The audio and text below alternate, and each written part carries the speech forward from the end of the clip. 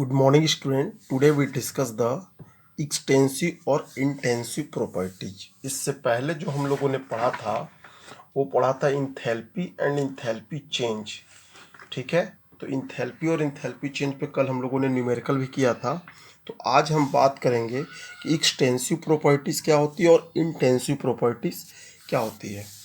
तो intensive properties का मतलब होता है कि अब properties whose value depends on the quantity or size of matter present in system, ठीक है, is known as the extensive properties.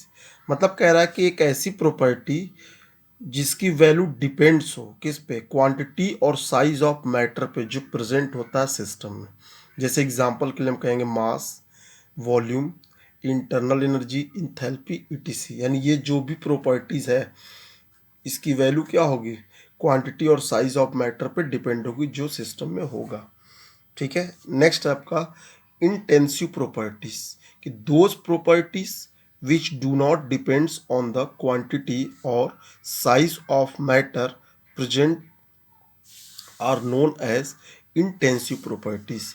यानी ऐसी प्रॉपर्टीज जो क्वांटिटी और साइज ऑफ मैटर जो कि प्रेजेंट होता है सिस्टम में उस पर डिपेंड नहीं होता, उसको हम बोलते हैं intensive properties. Example temperature, density, pressure, etc. Clear है। अब देखिए, जब इंटेंसिव इंटेंसिव प्रॉपर्टी होगी तो अब हम बात करेंगे कि इंथैल्पी चेंज ऑफ रिएक्शन, यानी रिएक्शन इंथैल्पी की हम बात करेंगे कि डेल्टा एच आर की हम बात करेंगे कि रिएक्शन की इंथैल्पी कैसे चेंज होती है। अब देखिए, रिएक्शन की बात कर रहा है तो केमिकल रिएक्शन में दो चीज़ होती है, रिएक्टेंट और प्रोडक्ट होते हैं। जब रिएक्टेंट हमारा प्रोडक्ट में कन्वर्ट होता है, ठीक है, रिएक्टेंट हमारा प्रोडक्ट में कन्वर्ट होता है तो इसकी इंथैल्पी चेंज कैसे होती है। तो रिएक्शन इंथैल्पी का मतलब क्या होता है कि enthalpy change of reaction is called the enthalpy change. यानी किसी रिएक्शन की इंथैल्पी चेंज होगी तो उसी को बोलते हैं चेंज इंथैल्पी ऑफ रिएक्शन। यानी देखिए, रिएक्टेंट प्रोडक्ट में कन्वर्ट होगा, ठीक है। यानी हम कह सकते हैं कि the enthalpy change of a reaction is called enthalpy change of reaction.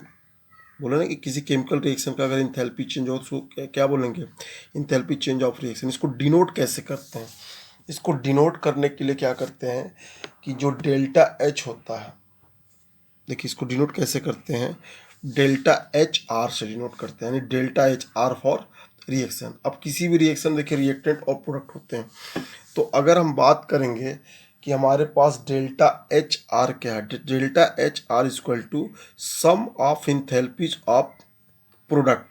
यानी जब केमिकल रिएक्शन में एक से ज़्यादा ही प्रोडक्ट हो सकते हैं, इसलिए जितने भी प्रोडक्ट बनेंगे उन सब की इंथैल्पीज को हम ऐड कर देंगे। इसीलिए कहा गया है कि sum of enthalpies of product minus sum of enthalpies of reactant.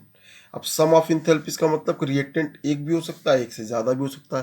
यानी जितने प्रोडक्ट बनेंगे उन सब की इंथैल्पीज को ऐड कर देंगे और जितने रिएक्टेंट पार्टिसिपेंट करेंगे उनकी इंथैल्पीज को ऐड कर देंगे और फिर प्रोडक्ट की इंथैल्पीज को minus sum of enthalpies of reactant को माइनस कर देंगे। तो यानी delta H R equal to होगा sigma A I H product minus sigma B I H reactant. अब देखिए यहाँ पे एच जो इंथैल्पी चेंज ऑफ प्रोडक्ट का है, ए जो उसके स्टोइकियोमेट्री क्या दिए होंगे। अब यहाँ पे एच रिएक्टेंट यानी सिग्मा एच रिएक्टेंट, यानी जितने भी रिएक्टेंट उन सबकी इंथैल्पीज को ऐड कर देंगे और जितने भी प्रोडक्ट बने उन सारी इंथैल्पीज को ऐड कर देंगे, फिर दोनों को माइनस कर देंगे।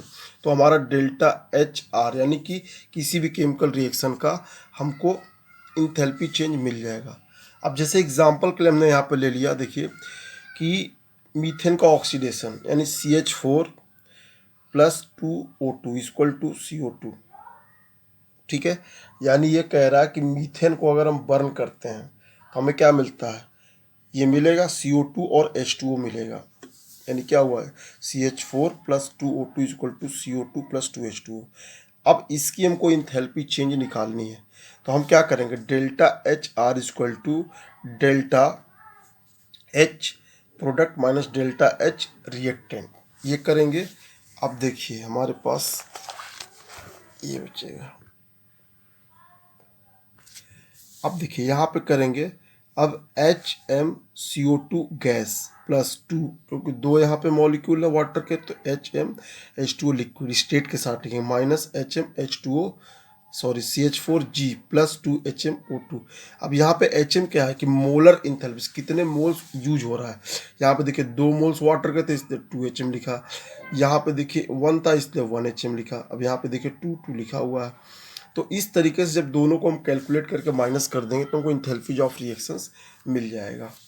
ठीक है, तो इस तरीके से हम इंथैल्पी चेंज ऑफ रिएक्शन निकाल सकते हैं। अब हम बात करेंगे कि इंथैल्पी चेंज, ठीक है ना, enthalpy change during the phase transformation. क्या बात करेंगे कि फेज ट्रांसफॉर्मेशन, फेज देखिए किसी भी भाई मैटर के 3 फेजेस हम लोग पढ़े हैं, सॉलिड, लिक्विड और गैस। सॉलिड से लिक्विड में अगर कन्वर्ट हो तो बोलेंगे इंथैल्पी चेंज ऑफ फ्यूजन या मोलर इंथैल्पी ऑफ फ्यूजन, और अगर लिक्विड से गैस में चेंज होगा तो बोलेंगे कि मोलर इंथैल्पी ऑफ वेपोराइजेशन या स्टैंडर्ड इंथैल्पी ऑफ वेपोराइजेशन। ठीक है, डेल्टा HVAP लिखते हैं। ठीक है, आर की जगह जैसे वहाँ पर डेल्टा HR लिखे थे तो आपका डेल्टा HVAP लिखेंगे। और इसी तरीके से सब्लिमेशंस का होगा कि जब सॉलिड आपका डायरेक्ट कन्वर्ट किस में होगा, गैस में कन्वर्ट हो जाएगा, तो उसकी इंथैल्पी चेंज निकालेंगे तो क्या हो जाएगी, इंथैल्पी चेंज ऑफ सब्लिमेशंस हो जाएंगे। तो बात क्लियर हो रही है कि नहीं क्लियर हो रही है? ठीक है, अब इसके बाद देखिए हम देखते हैं अब स्टैंडर्ड इंथैल्पी ऑफ रिएक्शन में सबसे पहले हम बात करेंगे कि the standard enthalpy of reaction at the enthalpy change for the reaction when all participating substance are in their standard state. कि देखिए किसी भी इंथैल्पी चेंज को अगर स्टैंडर्ड इंथैल्पी चेंज में कन्वर्ट करना है या स्टैंडर्ड इंथैल्पी चेंज कैलकुलेट करना है तो जितने भी सब्सटेंस पार्टिसिपेट करेंगे, ठीक है, उसको हम क्या करेंगे, सारे स्टैंडर्ड स्टेट में होने चाहिए। अब देखिए यहाँ पे कह रहा है कि the standard state of substance at a specified temperature is its pure form at bar. कि अगर मान लीजिए किसी भी सब्सटेंस का अगर आप निकालते हैं इंथैल्पी चेंज एक स्पेशल टेम्परेचर पे, तो एक बार यानी जब प्रेशर उसका एक बार होगा तभी वो प्योर फॉर्म में होगा। अब एग्जाम्पल के लिए हम बात करें कि the standard state of liquid ethanol at 298 kelvin is pure liquid at 1 bar. कि 298 केल्विन 1 बार पे जो आपका लिक्विफाइड एल्कोहल होगा वो स्टैंडर्ड स्टेट में होगा। इसी तरीके से हम आयरन का बात कर सकते हैं कि आयरन का जो स्टैंडर्ड स्टेट होता है वो आपका होता है 500 केल्विन। कितना होता है, 500 केल्विन, और 1 बार पे 298 केल्विन पे वो क्या होता है, स्टैंडर्ड स्टेट ऑफ सॉलिड में होता है। अब है कि देखिए स्टैंडर्ड इंथैल्पी अगर निकालना किसी को भी तो इसको हम डिनोट करते हैं किससे, सिंबल से, डेल्टा H और माइनस सर्किल में माइनस, इसको बोलते हैं सुपर स्क्रिप्ट। ठीक है, डेल्टा H के ऊपर सुपर स्क्रिप्ट करके माइनस लगा देंगे, डेल्टा H सर्किल माइनस, तो ये क्या हो जाएगा, ये स्टैंडर्ड स्टेट को शो करेगा। ठीक है, अब बात करते हैं इंथैल्पी चेंज फेज ट्रांसफॉर्मेशन। तो अब इंथैल्पी चेंज फेज ट्रांसफॉर्मेशन की बात करेंगे तो इस पे 3 फेज होंगे, solid to liquid, liquid to gas और फिर सॉलिड टू डायरेक्ट गैस, यानी फ्यूज़न, वेपोराइजेशन और सब्लिमेशन। तो सबसे पहले हम बात कर रहे हैं कि मोलर इंथैल्पी ऑफ फ्यूज़न, जिसको लिखेंगे delta H minus FUS fusion, और स्टैंडर्ड इंथैल्पी ऑफ फ्यूज़न। अब यहाँ पे देखिए हमारे पास वाटर है सॉलिड स्टेट में H2O। अब ये वाटर कन्वर्ट हो रहा है H2O लिक्विड, यानी सॉलिड से लिक्विड में कन्वर्ट हो रहा है, तो इसका डेल्टा H जो फ्यूज़न है यानी डेल्टा H यानी चेंज ऑफ इंथैल्पी फ्यूज़न का वो क्या है, 6 किलो जूल पर मोल। यानी हम कह सकते हैं कि the enthalpy change that accompanies meeting of 1 mole of solid substance in standard state is called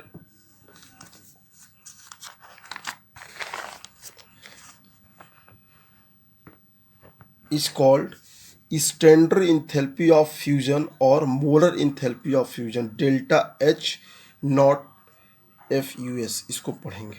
ठीक है, इस तरीके से हम स्टैंडर्ड स्टेट ऑफ फ्यूज़न निकाल सकते हैं, या इंथैल्पी चेंज ऑफ फ्यूज़न निकाल सकते हैं, या molar enthalpy change of fusion निकाल सकते हैं। ठीक है, अब दूसरा आपका है कि स्टैंडर्ड इंथैल्पी ऑफ वेपोराइजेशन यानी डेल्टा H0 VAP और मोलर इंथैल्पी ऑफ वेपोराइजेशंस। ठीक है, या तो standard enthalpy change of vaporisation कहें या molar enthalpy change of vaporisation के, दोनों सेम चीज़ है। ठीक है, तो अब देखिए यहाँ पे हमारे पास वाटर है H2O, ये लिक्विड फॉर्म में है, अब ये कन्वर्ट हो रहा है H2O गैस फॉर्म में। तो डेल्टा H0 वेपोराइजेशन हमारा जो है, अब देखिए अगर ये वेपोराइजेशन में कन्वर्ट हो रहा है तो वेपोराइजेशन में कन्वर्ट हो रहा है, इसका मतलब कि लिक्विड से वेपर में जा रहा है, तो ये इंडोथर्मिक प्रोसेस है। क्या है ये? आपका इंडोथर्मिक प्रोसेस है। ठीक है ना।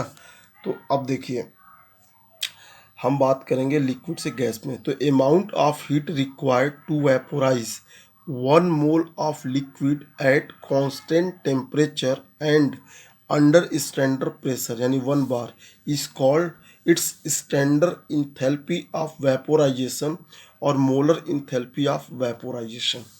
ठीक है, डेल्टा H0 VAP इसको वेपोराइजेशन यानी इंथैल्पी चेंज ऑफ वेपोराइजेशन इसको डिनोट करते हैं। तो कह रहे कि मान लीजिए जितनी हीट रिक्वायर्ड होगी वेपोराइज करने के लिए 1 मोल लिक्विड की eight constant temperature and pressure पे, उसी को हम बोलेंगे स्टैंडर्ड इंथैल्पी ऑफ वेपोराइजेशन या मोलर इंथैल्पी ऑफ वेपोराइजेशन। ठीक है, क्लियर हुआ। तो अब देखिए वैल्यू यहाँ पे दे रहे थे, प्लस का मतलब क्या होता है, ये इंडोथर्मिक है, और माइनस का है तो क्या मतलब है, ये एक्सोथर्मिक प्रोसेस है। क्लियर है। अब देखिए तो हमने 2 फेज पढ़ा, एक पढ़ा फ्यूज़न और दूसरा पढ़ा वेपोराइजेशन। तो थर्ड फेज हम पढ़ने जा रहे हैं कि स्टैंडर्ड इंथैल्पी ऑफ सब्लिमेशंस, यानी इसको लिखेंगे डेल्टा H0 SUB। SUB का मतलब होगा सब्लिमेशंस। ठीक है, तो it change it's enthalpy when 1 mole of a solid changes directly into vapour state eight constant temperature and 1 bar pressure. कह रहा है कि जो इंथैल्पी चेंज होगी जब 1 मोल सॉलिड चेंज होगा डायरेक्टली इनटू वेपर स्टेट में, कब? Eight constant temperature and 1 bar of pressure, यानी कांस्टेंट आपका प्रेशर हो जाएगा। तो अगर हम बात करते हैं इसके एग्जांपल के लिए, तो देखिए यहाँ पे हमारे पास CO2 ये गैसेस स्टेट में है, ये कन्वर्ट हो रहा है CO2 वेपर फेज में। तो delta H0 sublimations is equal to है 25.2 किलो जूल पर मोल। अब देखिए CO2 को ड्राई आइस भी कहते हैं, CO2 को ड्राई आइस भी कहते हैं। अब इसी तरीके से हम बात करें देखिए नेफ्थलीन को, तो जो नेफ्थलीन आपका है, नेफ्थलीन कन्वर्ट होता है ये सॉलिड स्टेट में, ये देखिए वेपर फेज में चला जाएगा, यानी C10H8 ये नेफ्थलीन का फार्मूला है, ये आपका C10H8 ये वेपर फॉर्म में, ये सॉलिड फॉर्म में। तो जो इसका आपका स्टैंडर्ड इंथैल्पी ऑफ सब्लिमेशन होगा वो delta H0 SUB equal to 73 kilo joule per mole होगा। ठीक है, तो बात समझ में आई। यानी जो नेफ्थलीन सब्लिमेट करेगा ये स्लोली करेगा। ठीक है ना, ये क्या करेगा, ये स्लोली करेगा क्योंकि इसको ज़्यादा एनर्जी की ज़रूरत पड़ेगी। ठीक है, तो किसके कंपैरिजन में? CO2 के कंपैरिजन में। बात समझ में आई। यानी स्टैंडर्ड इंथैल्पी ऑफ सब्लिमेशन जो होगा कि change in enthalpy 1 mole of substance sublimise at constant temperature and under the standard pressure. Clear है। तो अगर हम बात करें कि मैग्नीट्यूड ऑफ इंथैल्पी चेंज वो किस पे डिपेंड करती है, तो ये डिपेंड करती है strength of intermolecular interaction in a substance undergoing the phase of transformations. मतलब समझे, जो मैग्नीट्यूड है इंथैल्पी चेंज का वो किस पे डिपेंड करता है? Strength of intermolecular interaction in a substance undergo phase transformation, कि जो आपका मॉलिक्यूल्स है इंटरमोलिकुलर, यानी एक मॉलिक्यूल में जितने आपके एटम्स लगे हैं उनके बीच में, ठीक है ना, कि इंटरमोलिकुलर इंटरेक्शन कैसे एक दूसरे को इंटरेक्ट, यानी बॉन्डिंग किस टाइप की है कह सकते हैं आप एक तरह से, ये उस पर डिपेंड करती है। तभी तो देखिए सॉलिड से लिक्विड, लिक्विड से वेपर, फिर क्या करता है, फिर सॉलिड से आपका डायरेक्ट गैसेस में कन्वर्ट करते हैं। तो इस तरीके से आज हम लोगों ने देखिए क्या पढ़ा, हम लोगों ने पढ़ा कि इंथैल्पी चेंज ऑफ रिएक्शन, ठीक है, इंथैल्पी चेंज ऑफ रिएक्शन। और फिर क्या पढ़ा हम लोगों ने कि enthalpy change during the phase transformation, ठीक है। तो स्टूडेंट बस आज आपको यहीं तक पढ़ाएंगे, बाकी नेक्स्ट लेक्चर में, ठीक है। Thank you.